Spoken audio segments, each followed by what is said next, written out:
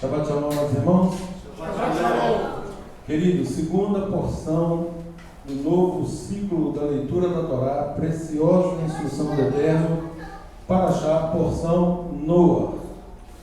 Está em Bereshit, Gênesis, capítulo 6, a partir do verso 9, e vai até o capítulo 11, verso 32. Temos Haftará nos profetas, em Isaías 54, 1 a 55, 5, na Brit Hadashah, em Hebreus, capítulo 11, versos 6 e 7, e em 2 Pedro, capítulo 3, versos 10 a 13. Leamos então os primeiros versos da porção de hoje. Eis a história de Noah, ou Noé. Noah era homem justo e íntegro entre os seus contemporâneos. Noah andava com o Eterno. Gerou 3 filhos, Sem, Cã e Jafé. A terra estava corrompida à vista de Adonai e cheia de Hamas. Cheia de violência. A palavra Hamas está contida na porção de hoje e significa exatamente violência. É exatamente o que está acontecendo com o nosso povo hoje no Oriente. Esse é um ataque violento. Então aqui nós estamos na 10ª geração humana, de Adão até Noah. Nós temos 10 gerações e a sociedade estava totalmente corrompida. Isso cerca de 1500 anos depois da criação humana, da criação do homem. Em 1500 anos, todos que nasceram durante aquele período, durante aquele intervalo, e olha que eram muitos, porque cumpriam a ordem do Eterno no sentido de crescer e multiplicar, e de toda a geração, até a 10ª geração, se salvaram quantos? 8 pessoas. Quantos milhões de pessoas pereceram por causa do Hamas? Não estou falando aqui de um instituto, de uma organização. Eu estou falando da raiz da palavra, que significa violência, a maldade humana, aquilo que está no coração humano. Então, por causa dessa violência, o Eterno dá fim, dá cabo a toda a humanidade, à exceção da família de Noah. Verso 13, verso 12. Viu Adonai a terra, e eis que estava corrompida, porque todo ser vivente havia se corrompido, ou havia corrompido o seu caminho na terra. Ora, aqui está falando de ser vivente, isso inclui os animais. Como os animais também se corromperam? Pode responder. Como os animais se corromperam, gente? Queridos, o Eterno nos fez a sua imagem e a sua semelhança. Gênesis, capítulo 1, verso 26 e 27. Nos deu domínio sobre todos os animais. Se um animal se corrompe, quem corrompeu o animal? Vejam a que ponto chegamos. Toda a humanidade corrompida, inclusive os seres viventes, os animais. Vejam que nós, seres humanos, somos capazes de fazer quando não assumimos a nossa identidade. Quando nós não assumimos a nossa responsabilidade no reino. Percebam, gente, a gravidade do que aconteceu aqui e a gravidade da punição do Eterno em relação a todos que viviam naquela época. Agora, em meio a milhões de pessoas, o Eterno encontrou um homem, Noah. E por conta do testemunho de Noah, obviamente, porque Noah incutiu na mente dos seus filhos a santa instrução do Eterno, eles se salvaram. Ou seja, 4 famílias, descendentes, né? Noah, mais 3 filhos com as suas respectivas esposas. 8 pessoas se salvam em meio a 10 gerações de pessoas perversas. E aí, queridos, isso chama atenção quando nós analisamos como será a salvação. Quem ao final será salvo? Porque se apregoa por aí que basta crer, basta levantar a mão, basta proferir o nome e a pessoa já está salva, inclusive ela e a sua casa. Quer dizer, um texto fora de contexto. É óbvio que para quem entende o sacrifício de Yeshua, aceita o sacrifício de Yeshua, e muito mais do que isso, se inclui nos ensinamentos de Yeshua, no sentido de ser discípulo dele e fazer a vontade do Pai, vivendo uma vida em busca de uma santificação, aí sim essa pessoa será justificada, glorificada. Então essa justificação acontecerá. Agora, é algo por vir, é algo que requer de nós uma ação, não uma inação, não uma omissão, não, requer de nós uma postura, uma assunção de responsabilidade, uma vez assumida a identidade de servo de Adonai, de filho de Adonai. E Yeshua agora vem para nos reconciliar com o Pai e nos fazer filhos. Nós não éramos filhos. Agora, por meio de Yeshua, nós somos adotados por adoção. Nós entramos novamente no pacto, no concerto que foi feito com Abraão, que é o tema da nossa próxima porção na semana que vem, Bezrat Hashem. Então, queridos, aqui nós estamos falando de violência. Agora, o que nos chama a atenção? Veja bem, como elaborei aqui algumas perguntas que eu vou tentar responder no curso da explanação.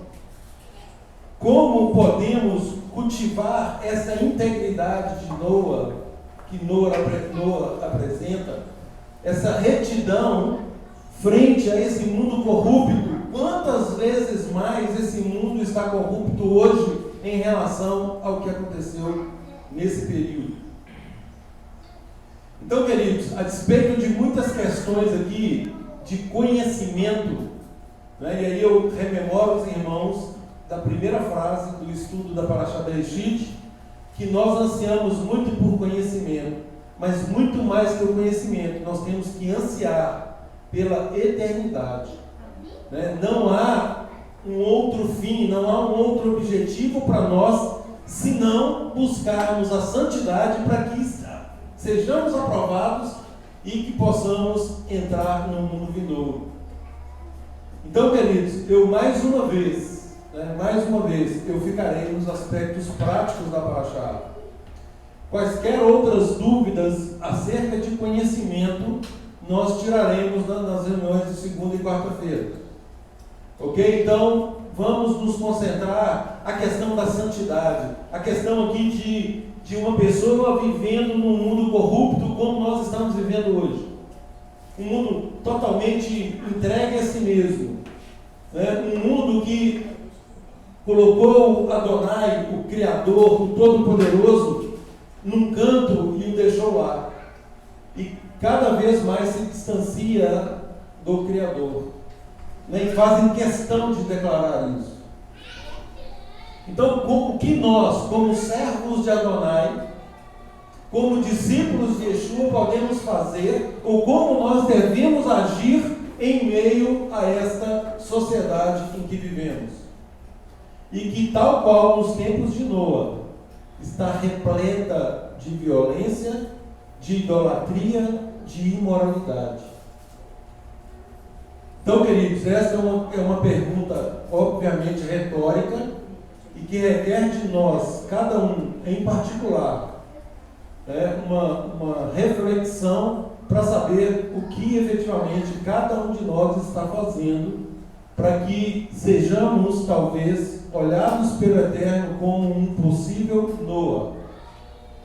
Olha, eu vou acabar com a região do Vale do Aço, mas ali eu tenho fulano, eu tenho Beltrano, eu tenho Cicrano, que são fiéis, que são justos, íntegros e retos diante da minha presença.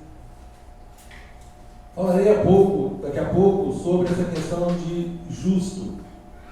Não é? Porque se nós formos analisar essa palavra de forma literal, nós estamos num grave problema. Mas por causa da bondade de Adonai, da misericórdia dele, da Hesed, misericórdia e graça, né, ele nos habilita neste conceito de justo, para que efetivamente nós possamos nos enquadrar aqui tal qual Noa foi enquadrado. Né? Um homem que andava com Adonai, né, e que era íntegro, que era justo aos seus olhos. Queridos, como que nós podemos manter a nossa integridade moral e espiritual no meio em que estamos vivendo? É uma segunda pergunta. Moral e espiritual, né? Em meio aí a um sincretismo que tenta a todo custo inserir para nós, né? Inserir para nós coisas, fatos, questões absolutamente reprovadas pela Torá. Agora, qual que é a maior beleza de tudo isso? É que, possuindo nós um norte seguro, que é a Torá, né? É a coluna central, vertebral de toda a Escritura, que imodificável, né? Possuindo esse norte, nós temos como chegarmos seguros ao porto que o Eterno nos oferece.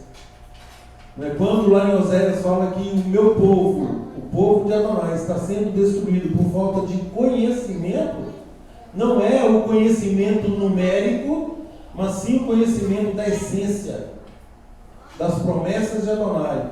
E tudo que muitos fazem hoje é se afastar desse conhecimento central para ficar discutindo fábulas e histórias, ou histórias que não nos levam a nada, que não nos traz uma reflexão em termos de caráter, em termos de modificação de vida, em termos de retidão, de aprumar, e ao final de sermos realmente semelhantes ao nosso mestre Yeshua. Terceira pergunta: qual que é a importância da obediência a Adonai e como nós podemos desenvolver com ele uma relação mais profunda no nosso dia a dia? Tudo baseado aqui com relação à Torá. Nós sabemos que do momento que o Eterno fala para Noa acerca do que viria, dos planos dele, decorreu quanto tempo, gente? 10 gerações. Não, com relação, quando ele determina que se construa a arca, porque 120 anos. cerca de 120 anos. Ou seja, uma vida. Uma vida. Agora, qual que foi o objetivo desta, entre aspas, vida? Por que o Eterno deu esse tempo? Queridos, olhem a beleza do amor de Adonai. Porque muitos gostam de apontar que o Eterno dizimou toda a sociedade. Todo mundo, aliás, ali todo mundo foi submerso. Mas não olham para a longanimidade dele, onde ele concedeu 120 anos de prazo para que eles o quê? Se arrependessem, fizessem enxuvar. Ou seja, regressassem, consertassem, reconciliassem. E isso está em perfeita harmonia com o texto que diz que o Eterno é longânimo e que ele faz tudo para que todos, em todos os tempos, em todas as eras, se arrependam. Por quê? Porque para o Eterno, o nosso Criador. Ele não quer que ninguém se perca, mas que todos cheguem ao arrependimento. Então, queridos, respondendo a pergunta, qual é a importância, então, da nossa obediência a Adonai no nosso dia a dia, de modo a desenvolvermos com Ele uma relação mais profunda e que isso, de fato, tenha um impacto para com aqueles que nos rodeiam. Posicionar como ser. Isso é o caminho da santidade. Exatamente, queridos. Nós somos chamados para a santidade. Nós somos chamados para a santificação. E a palavra também é muito clara em relação a isso. Sem santificação, ninguém verá a Adonai. Sem santificação, ninguém verá a Adonai.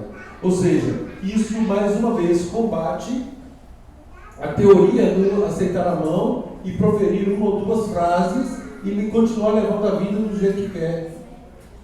A palavra é muito clara no sentido de desenvolver essa nossa salvação.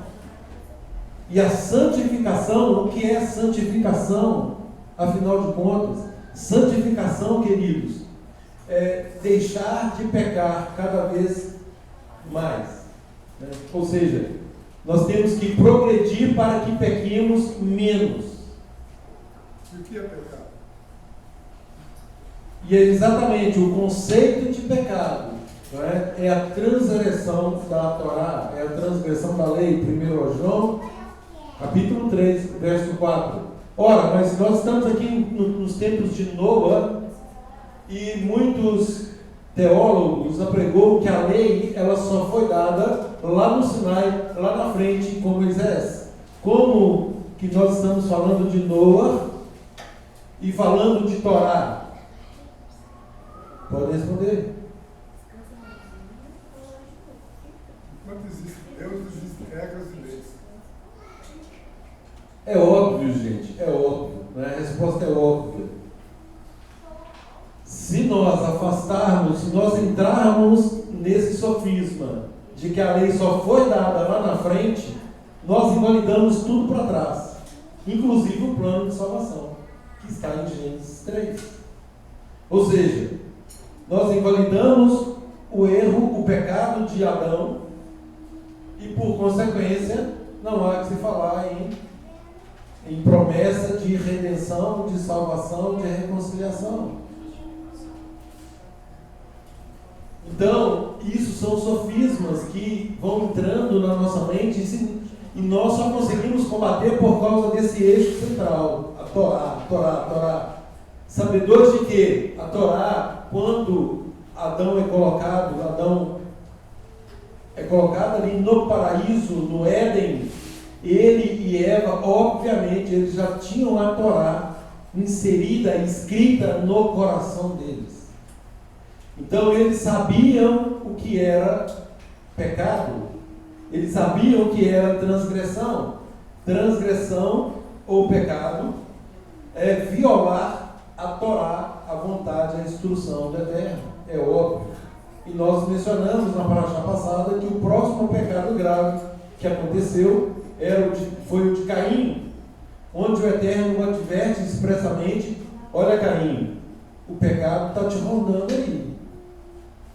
O pecado jaz à porta, mas cumpre o seu desejo, Caim. O seu desejo será contra ti, ou seja, a sua carne agora vai fazer de tudo para que você caia, mas cumpre a você dominar, ou dominá-la, dominar a sua carne, a sua vontade, diga-se. E aí nós sabemos o que aconteceu. Caim ignora a instrução expressa do próprio Deus, e ainda assim ele consuma o crime, o pecado que ele tinha intentado. Isso, queridos, nos adverte mais uma vez em relação à nossa vontade, em relação à nossa carnalidade.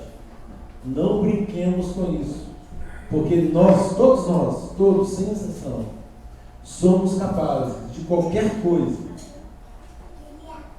se nos afastarmos de Adonai. Quanto mais nos afastamos, mais atrozes nós nos apresentamos.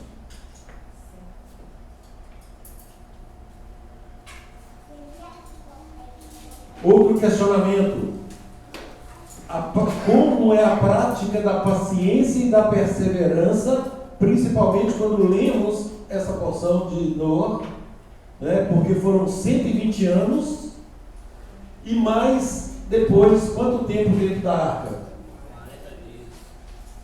40 dias e 40 noites de chuva, né? Praticamente um ano. Vejam bem, a paciência, a perseverança e principalmente a confiança. Para a prática da emuná, ou seja, o Eterno falou, o Eterno cumprirá.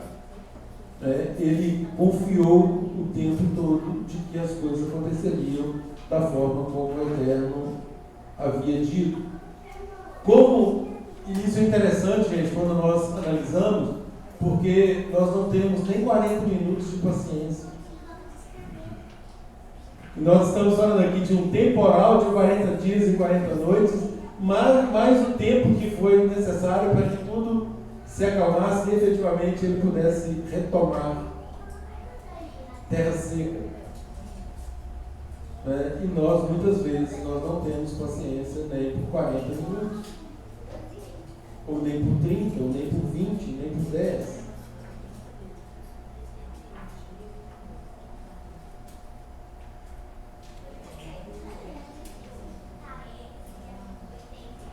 Outra lição, queridos, que essa porção nos apresenta é que o nosso comportamento vai determinar, e é determinante, primeiro dentro da nossa própria casa. Ou seja, a minha esposa, os meus filhos, dependem do meu comportamento, da minha postura, da minha liderança. E isso, queridos, não tem nada a ver com arbitrariedade ou autoritarismo. Isso tem a ver com identidade e posicionamento no reino. Simples assim. Do mesmo jeito que uma mulher, ela é habilitada por Adonai para ser mãe, coisa que a nós homens não nos coube. Ou seja, são papéis diferentes. O Eterno designou um com uma função, o homem como cabeça e a esposa ali como uma administradora do lar. Agora, tudo está conectado à nossa posição de cabeça, de homem, de autoridade. Mais uma vez, queridos, eu enfatizo, nada de arbitrariedade, nada de autoritarismo. Tudo dentro dos padrões do Eterno. E aí hoje que nós já sabemos, pela Brit Rabachá, sobretudo a analogia do casamento em relação ao sacrifício de Yeshua, o nosso papel de marido, o nosso papel de cabeça fica sobremodo elevado. Ou seja, de amar a nossa esposa. Assim como Yeshua amou a Kehilá, a congregação, a sinagoga.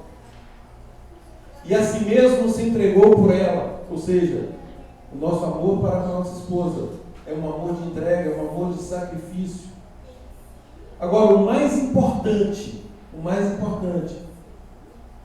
que o Eterno vai requerer de nós é apresentarmos, é purificarmos a nossa esposa mediante a palavra, não mediante a nossa fala, mediante a palavra de Adonai, mediante a Torá, mediante as instruções.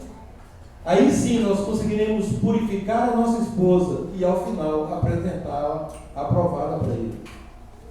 Esse é o nosso papel. Esse é o nosso papel. É isso que o Eterno espera de nós. Bom, mas e os filhos? Shema Israel. Ouça Israel. Nós temos a incumbência em relação aos nossos filhos de inculcar tudo isso que eu estou dizendo na mente dos nossos filhos. Com que objetivo? Com o objetivo de que ele faça isso com os filhos dele, com os filhos dos filhos, e assim se perpetue o governo de Deus em todas as nossas gerações. E aqui, queridos, mais uma vez nós paramos e pensamos, né? Eu estava aqui meditando nessa porção e lendo, né? Eu disse, puxa vida, foram 10 gerações que se perderam. 10 gerações perdidas. Né? E aí nós começamos a olhar para a nossa casa, né? Aí eu pensei no meu... É muito fácil lembrar até o meu pai, até o meu avô é fácil. Né? Eu lembro do meu avô, eu lembro do meu pai. Eu já não lembro do meu bisavô, do meu triavô, do meu tetravô, não me lembro. E agora, as gerações futuras, tem o meu filho, o filho do filho, o filho do filho do filho. E aí eu contando isso não chega a 10 gerações. Assim, uma conta mais próxima, evidentemente. Agora, é muito fácil, queridos, para nós hoje que conhecemos a verdade, startarmos, começarmos, quebrar o que está para trás, independentemente do que seja, né, o que estiver em desacordo, nós quebramos e agora nós iniciamos uma nova era. Uma nova jornada daqui para frente. Ou seja, vamos atentar aí, principalmente, mais uma vez eu enfatizo, aos pais que têm filhos pequenos. Não percam a oportunidade de inculcar na mente dos seus filhos as santas instruções do Eterno. Porque isso terá reflexo para a posteridade. E isso terá reflexo na salvação, tanto nossa quanto dos nossos descendentes. Então, queridos, é extremamente sério e grave a nossa caminhada com Adonai. É séria. Por quê? Porque requer uma postura. Nós não podemos ser meros figurantes. Você sabe o que é figurante, gente? Figurante num filme, o que um figurante faz? Representa. Faz nada, exatamente. Ele só está ali para compor, exatamente, para compor um ambiente. É um número. Ocupa espaço. Ele ocupa espaço. E aí agora eu me lembrei de uma pergunta que o Jerry fez, e eu vou deixar ele mesmo responder, que é interessante a pergunta. E obviamente ele sabe a resposta. Se não souber, os universitários ajudam. Dentro disso que eu estou falando, do figurante, nós temos aqui uma figura e uma narrativa de que Noé, ele manda um corvo primeiro para que veja a situação da terra. E por que, ele perguntou, por que Moisés primeiro envia, Noé envia um corvo? E qual é o significado disso?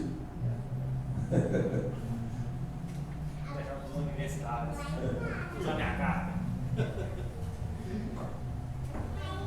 Gente, estudo da porção da semana. Por que Noé envia primeiro um corvo? E qual é o significado desse corvo? Qual é a analogia desse corvo? Porque depois ele envia uma pomba. Qual é a analogia? O corvo é uma ave de rapina. Sim. Se ele não voltasse, é porque ele encontrou a alimentação para ele. Tá, mas então vamos para a pomba. Depois ele solta a pomba e a pomba encontrou a alimentação e volta para a arca. E aí? Ela traz apenas um gado no bicho. Sim. E por que o corvo não fez isso? Ele não encontrou nada.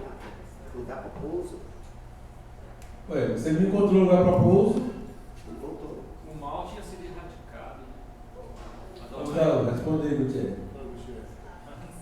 Tem muitos cadáveres lá, né? Muitos cadáveres. Tem muito alimento no corvo. O corvo estava no ambiente dele, né? Rapina.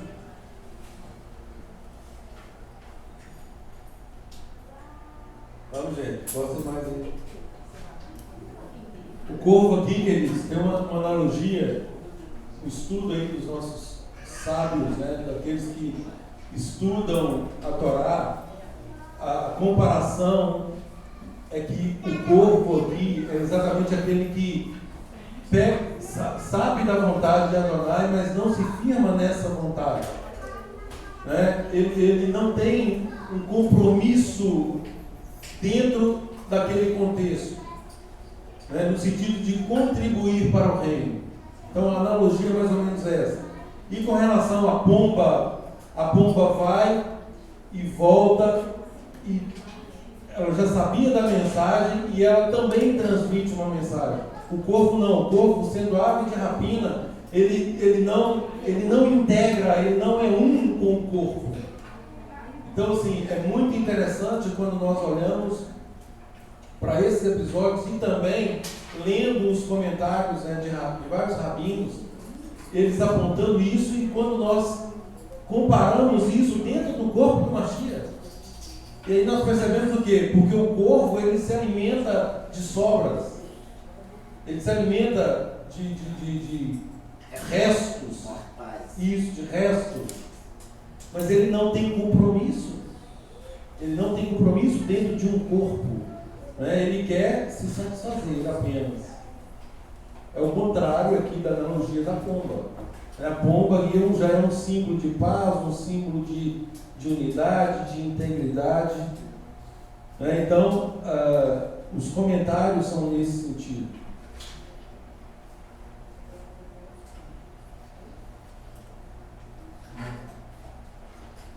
E aí, queridos, complementando a pergunta, então, como que podemos ser um instrumento aí para os nossos familiares, para os nossos amigos, para os nossos vizinhos, e como conduzi-los em segurança?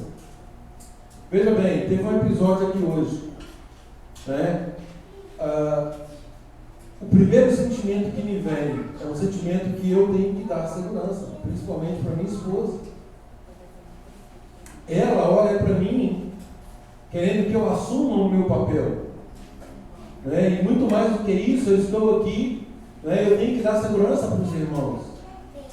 Então, se há qualquer anomalia, cumpre tomar uma posição, cumpre apontar o caminho correto.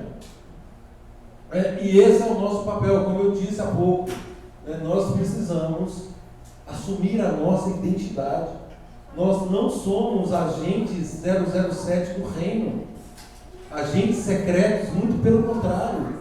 Todos, nós temos que testemunhar a todos a nossa emuná, falar aquilo que cremos, declarar a quem servimos, né, ao Eterno, ao Criador. Elohim é Deus Criador, é o Criador de todo o universo, é a este a quem servimos, é a este que nós declaramos todos os dias, em nome de Yeshua, que vamos seguir os passos de Yeshua. Então, queridos, isso requer uma postura, né, uma assunção mesmo de identidade. O que eu sou, o que eu represento, né, o que eu estou fazendo aqui, qual é o meu papel no reino? São perguntas que tem que ter pronta resposta. Por quê? Porque vai requerer de nós posicionamento de acordo com a vontade de Adonai. E mais uma vez, queridos, o nosso exemplo, ele fala muito mais do que as nossas palavras. E eu digo isso principalmente no seio familiar. Principalmente no seio familiar, porque por mais que aconselhemos e falemos o que é correto, se a nossa atitude não estiver ou não for compatível, né, nós poderemos ter um sério problema aí de concatenação, de enquadramento, de encaixe, de conformidade. E aí fecha aqueles 3 perguntas iniciais que você colocou, né? Ser justo é a Torá como centro de toda a nossa existência e a obediência, a santificação. Né? Exatamente.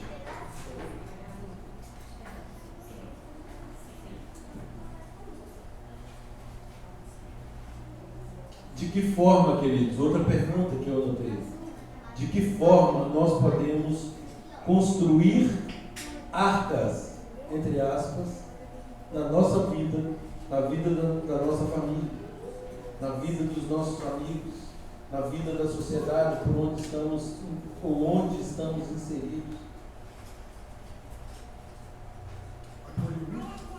Oi?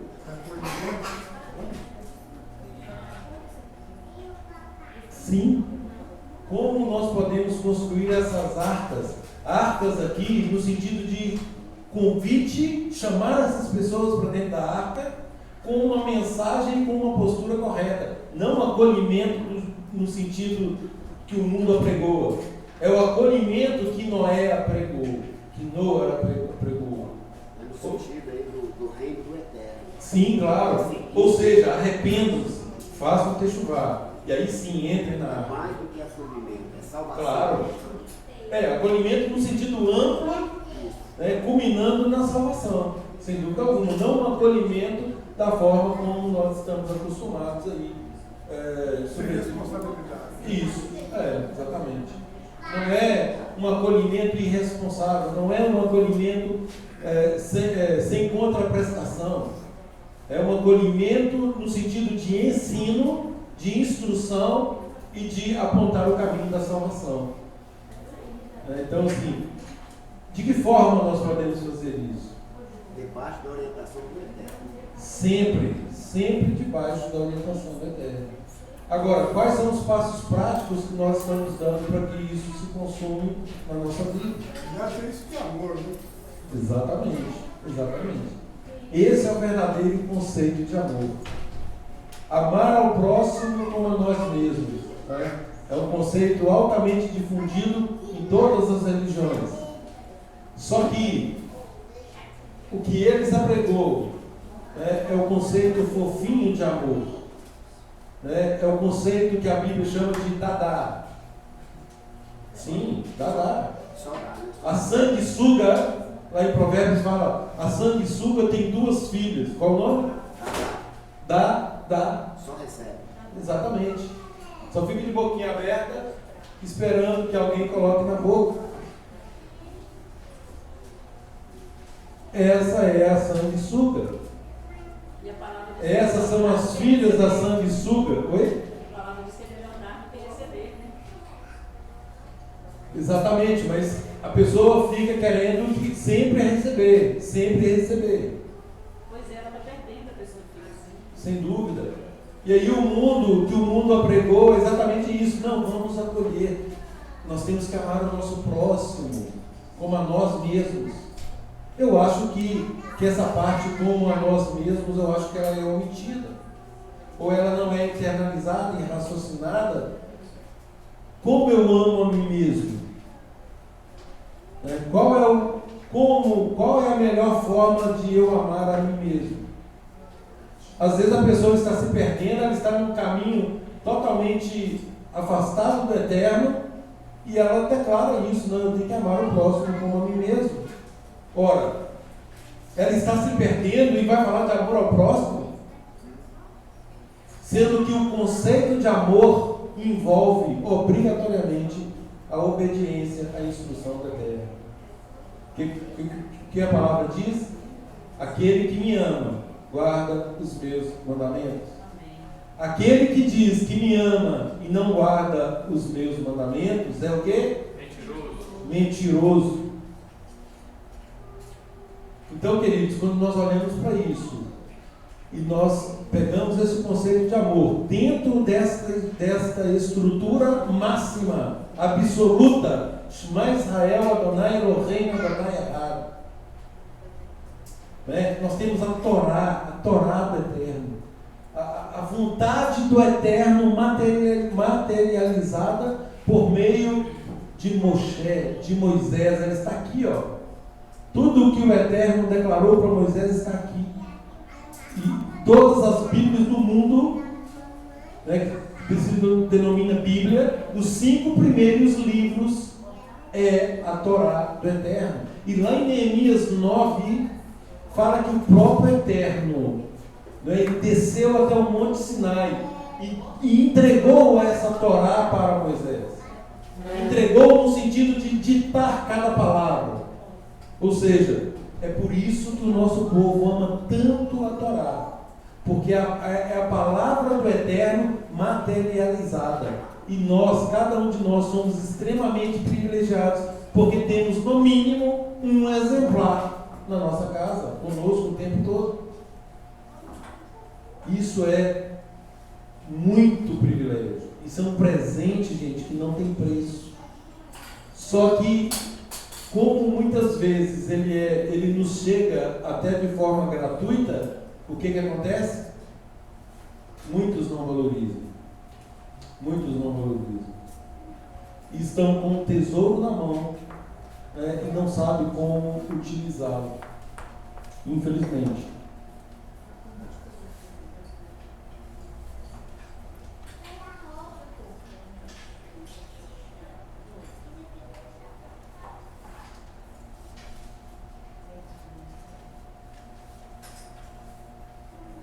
Pontuarei aqui só mais uma questão e sigo com os outros textos.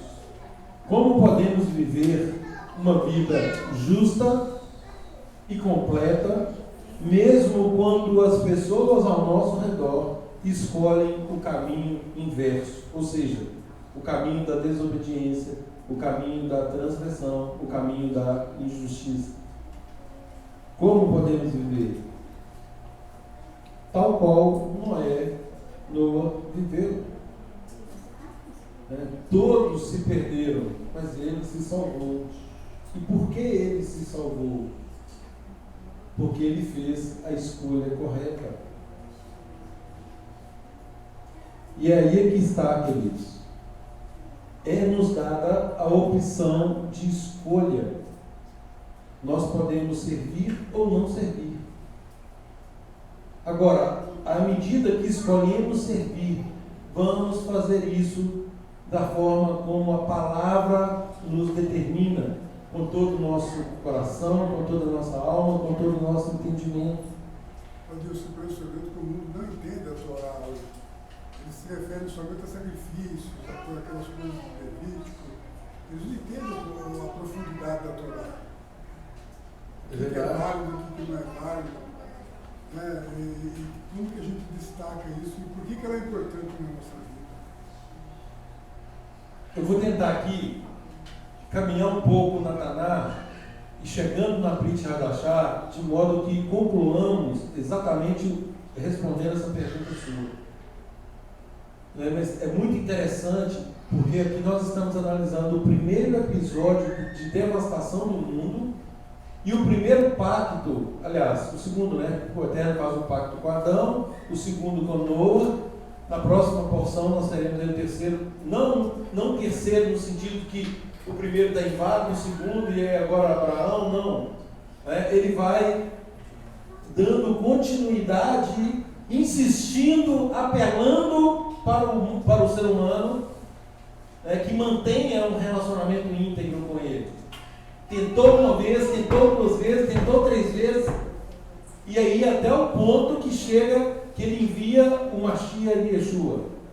Então eu vou me apressar aqui para chegar nisso e concluir. Vejam bem, na Taná, em Isaías 59:3, Isaías, aqui nós temos: em verdade, as vossas mãos estão manchadas de sangue e os vossos dedos de iniquidade. Iniquidade aqui é o conceito mais literal de pecado, de transgressão.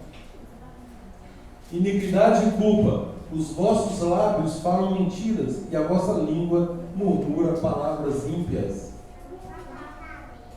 Queridos, aqui é Isaías falando com o nosso povo. Tudo que eu vou mencionar aqui, nós temos Isaías, Jeremias, Ezequiel, Oséias,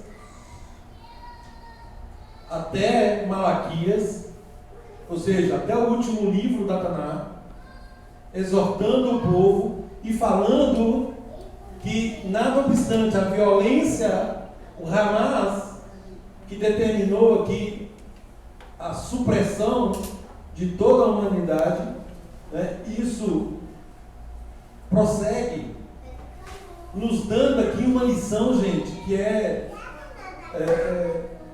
muito, muito séria, impactante. Né? Porque para nós é muito fácil, nós olhamos, por exemplo, a história, né? Aqui Noa, depois vem Abraão, depois vem Moisés, e aí o povo, o que nós percebemos aqui ao longo das jornadas é o quê? O povo o tempo todo duvidando de Deus e desobedecendo, praticando atos contrários à vontade de Deus. Agora, isso tem um propósito. Tudo que está escrito para o nosso ensino está escrito a fim de que, pela paciência e pela consolação das Escrituras, nós possamos ter esperança. Porque quando nós olhamos para isso, a tendência é o quê? Puxa vida, se eles que tinham esse relacionamento não conseguiram, como eu vou conseguir? Só que nós temos um plus, nós temos um algo mais aqui, que é exatamente o conceito de justificação por meio daquele que o Eterno prometeu na paraxá passada, na porção passada, Gênesis 3,15, e que se cumpre depois de Malaquias. E aí, sim, agora nós fazemos um processo de techuvá, processo de reconciliação com Adonai da forma correta. Então, queridos, Jeremias 9,2. Se existisse algum lugar de refúgio para mim no deserto, a fim de que eu pudesse deixar o meu povo e viver bem longe dele. Ora, são todos adúlteros, pessoas que não passam de um bando de traidores. Depois vocês leiam o contexto dessas referências. Eu li agora Jeremias 9,2. Jeremias 23,10. Ora, toda a terra está repleta de adúlteros, e por causa da maldição a terra se desespera em pranto, e as pastagens do deserto estão secas. Seu modo de vida é perverso e o seu poder apoia-se na falsidade.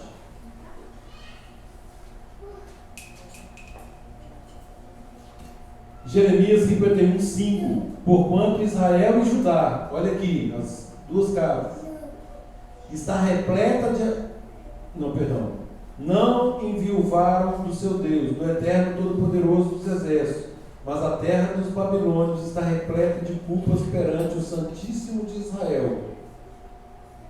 Aqui é uma mensagem já de esperança, né, para Judá e para Israel, para Israel e para Judá. Não enviuvaram do seu Deus, do Eterno Todo-Poderoso, mas a terra dos babilônios está repleta de culpas perante o Santíssimo de Israel. Ezequiel 7,23. Faz uma algema, porque a terra está repleta de crimes bárbaros e sanguinários, e a cidade cheia de violência. Oséias 5,2. Eis que os rebeldes mergulharam na corrupção e violência, mas eu castigarei a todos eles.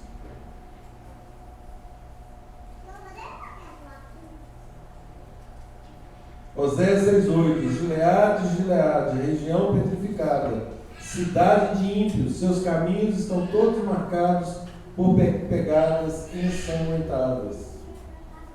E aí, queridos, não vou ler todos os textos. Oséias 6,9, Oséias 7,1, 7,3, 7,4, Oséias 10,4, Oséias 10,13, Oséias 11,12 e Oséias 12,14. Oséias 12,14. Efraim, com seus pecados, amargamente inflamou a ira de Adonai, e por isso Adonai fará cair sobre ele a culpa de todo o sangue que derramou, e ainda os abandonará, pagando assim o desprezo que deles recebeu.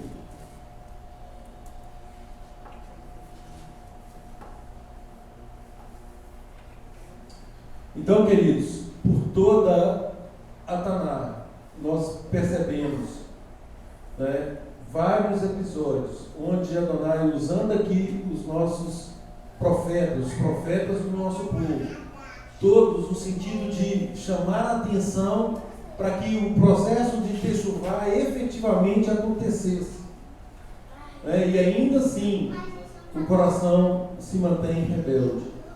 E isso tem que chamar a nossa atenção também, porque a nossa natureza é a mesma.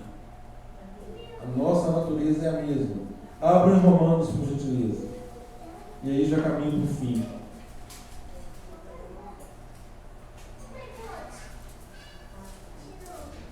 Romanos.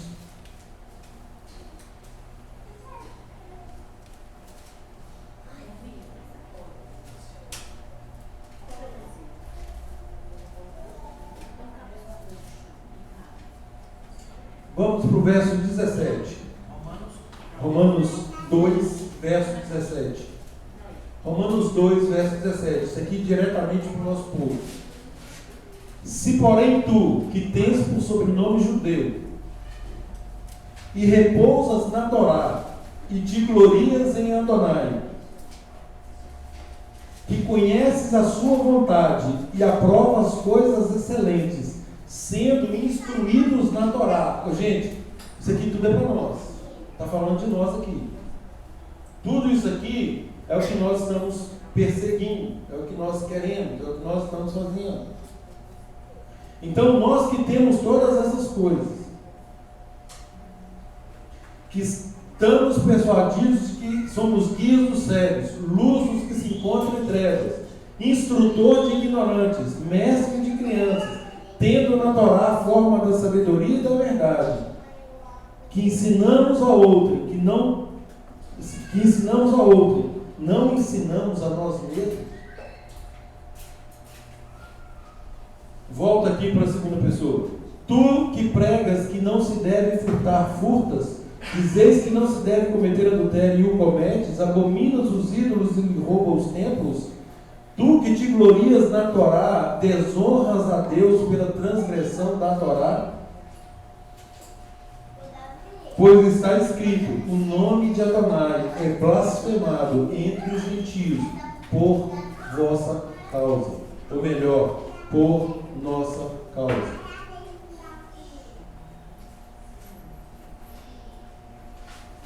E aí, queridos, no verso 29, judeu é aquele que é interiormente, e circuncisão a que é do coração, no espírito, não segundo a letra, e cujo louvor não procede dos homens, mas de Adonai. Ou seja, nós não estamos presos a tradições e mandamentos terabanã, mandamentos de homens, mas estamos sim aliançados, alicerçados na santa instrução do Eterno. Agora, nós precisamos nos posicionar. É exatamente isso que diz o texto. Nós que temos um sobrenome judeu, não estamos agindo de acordo com a nossa identidade. Aí no capítulo 3, Paulo diz assim: qual é, pois, a vantagem do judeu? Qual é a utilidade da circuncisão? Muita, sobre todos os aspectos, principalmente porque aos judeus foram confiados os oráculos de Adonai. Então, queridos, a nós nos foi confiado os oráculos de Adonai. A nós nos foi confiada a Torá, a santa instrução, a vontade boa, perfeita e agradável dele. E é só a partir do momento que nós internalizarmos isso e praticarmos isso no nosso dia a dia, é que nós vamos conseguir afastar esse Hamas, a violência que vem assolando o mundo. É que nós realmente vamos fazer diferença no meio em que estamos inseridos. E aí, queridos, como eu falei, né, todas as gerações, 10 gerações até Noé, quantas outras gerações até nós, né? E como nós, olhando para tudo isso, nós podemos ter confiança de que efetivamente nós chegaremos até o nosso destino, mediante a justificação que o Eterno nos dá por meio de Yeshua. Então, é por causa da nossa justificação, por causa do sacrifício de Yeshua que nos habilita para que consigamos adentrar, é um ingresso para o reino. Agora, não significa que é um ingresso para a inércia no reino, muito pelo contrário, é de ingresso, para que nós, a partir daí, possamos desenvolver a nossa salvação. Queridos, nós precisamos entrar na arca. adentrarmos na santa instrução do Eterno e colocarmos em prática. E é para isso que existe o corpo. Né? Essa estrutura de corpo, ela foi criada exatamente para suportar, para dar suporte. E aí a própria Brit Hadashah fala sobre isso: suportai-vos uns aos outros, ou seja, deem-se suporte mútuo. E é só praticando esses princípios, queridos, é que nós vamos crescer, é que nós vamos realmente integrarmos o conceito de família e declararmos, como tal qual Yeshua disse, a minha família é composta daqueles que fazem a vontade do meu Pai.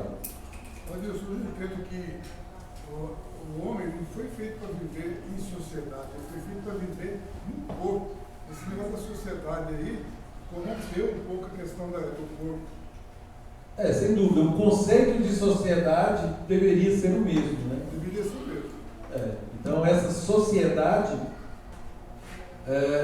se todos tivessem o mesmo propósito, cumpriria bem o papel de corpo, que é exatamente esse.